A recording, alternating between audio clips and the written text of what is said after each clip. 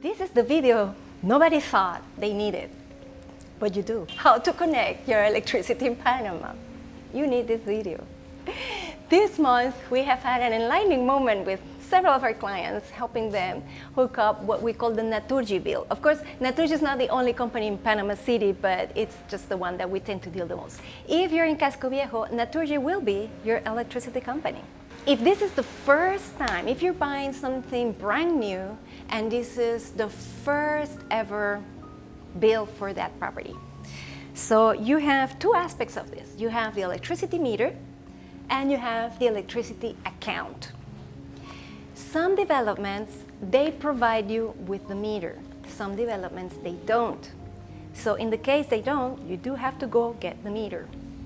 If they do, then there are some letters that the development needs to do in order to basically transfer that to you.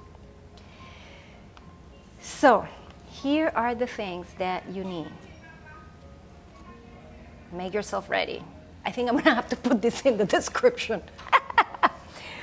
Okay, you'll need a copy of, and this is for the electricity meter, occupation permit, the construction permit, the fireman permit, and the copy of the ID of the person who's signing on behalf of the developer. The developer will have a letter for you saying, you know, this is the meter for so-and-so, signed by someone. You need then the copy of what we call the cédula for that person. So write that down. Occupation permit, construction permit, fireman permit, letter, copy of the ID. You got that? Okay. Now that you have all of that. Sorry, you will have to pay a deposit for the electricity account. Anywhere between $45 to $70. That's a one-time payment. It's the deposit for the account, for the electricity bill. So that's a one-time payment, and you have then $11 with 13 cents for connection rights. So whatever, 45 plus 11. That is for the account. So if you want the electricity bill to go to your name, then do take your ID, a copy of the deed of the escritura for the property, and go ahead and put it under your name. If you are going to use a corporation, then you'll need to provide a certificate of the corporation, a pacto social for the corporation, the person who signed for the corporation, which hopefully is you. If it's not you, that person's ID. All the letters, they need to be notarized. So it's not just like showing up with a letter, you do need to make it a notarized. This is something I've learned. If you're not gonna be in Panama, you might want somebody else to run around with all this paperwork, because there's a lot of making a line, getting there, and all of that. If you do, they're lawyers, they're pasantes, they're mensajeros, that they specialize only in these processes. We call them trámites.